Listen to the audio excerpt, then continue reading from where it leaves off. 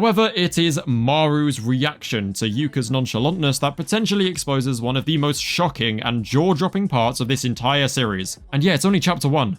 If you recall, at the end of Jujutsu Kaisen, when Sukuna dies, we see his soul walk down the path that all souls take in the cycle, or at least that's how Mahito explains it. Mahito is expecting Sukuna to be riddled with rage and revenge because of how Yuji Itadori hurt and humiliated him at his end. But to Mahito's and our surprise, Sukuna seemed to embrace the lesson and decided that, should his soul reincarnate as part of the cycle later on, he would choose a different and less cursed path. You will also hopefully remember that Sukuna was originally a twin who ate his brother in the womb and hence became his cursed and deformed self. He became a monster that lived by his own ideals. In his mind, it was everyone else's fault for not being strong enough to stop him from taking whatever he wanted. Now, when we saw Maru for the first time in the promotional artwork, there were immediately people out there saying he looked just like Sukuna, with the weird face markings and the forehead covering and his hair and all of that. They were saying this was the reincarnation of Sukuna and he would be taking that other path that he talked about, which was a fun and silly idea that I didn't think anyone actually believed would happen,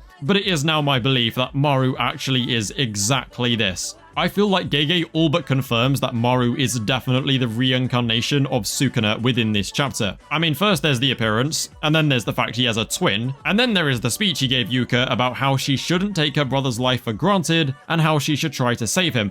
But the most concrete evidence that I have for this theory is when he literally says, word for word, what's wrong with having ideals? If somebody can't live up to my ideals, then I'm the one who gets hurt, not them. Yeah, now this is pretty much the exact opposite of what Sukuna was telling Yuji in chapter 249. Actually, no, it's not pretty much. It is the opposite. It's the exact opposite. There is no way that this is a coincidence. It is all way too deliberate. So yes, I do truly believe that Maru is Sukuna's reincarnated soul, taking a new path, and his problematic brother is likely Wasuki, who's also taking the opposite path to what he did before. It makes me wonder if we will see Maru maybe interact with an old man Yuji Itadori.